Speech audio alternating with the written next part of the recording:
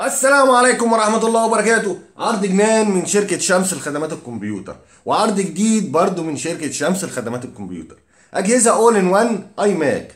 أجهزة أول إن وان أي ماك 2013. بيبقى الجهاز في قلب الشاشة، أجهزة استيراد فرز أول بحالة الزيرو زي ما أنتم شايفين. أجهزة ألترا سليم 2013، أجهزة حديثة في الأي ماك.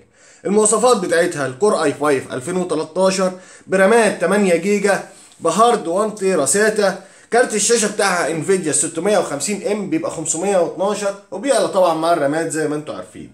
حجم الشاشه بيبقى 21.5 بوصه. طبعا الشاشه فيها كاميرا، فيها وايرلس، فيها لان، فيها يو اس بي، فيها كل الاوبشن لاي جهاز.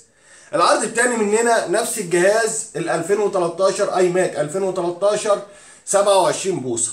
ال 27 بوصه الكور اي 5 2013 برامات 16 جيجا وهارد 1 تيرا برضه، وطبعا برضه نفس الاوبشن اللي موجود في كل الجهاز. ده 27 بوصه. الكارت الشاشه بتاعه بيبقى الانفيديا ال 780 بيبقى 2 جيجا، وبيعلى طبعا مع الرامات زي ما انتم عارفين. اجهزه بتشغل اعلى البرامج، بتشغل اعلى الالعاب، اجهزه شاشات الترا سليم. طبعا مستنيين تعرفوا السعر ال 21 بوصه بيعمل 12000 جنيه، وال 27 بوصه بيعمل 20000 جنيه ان شاء الله، بضمان سنه طبعا ضد عيوب الصناعه. والسلام عليكم ورحمه الله وبركاته.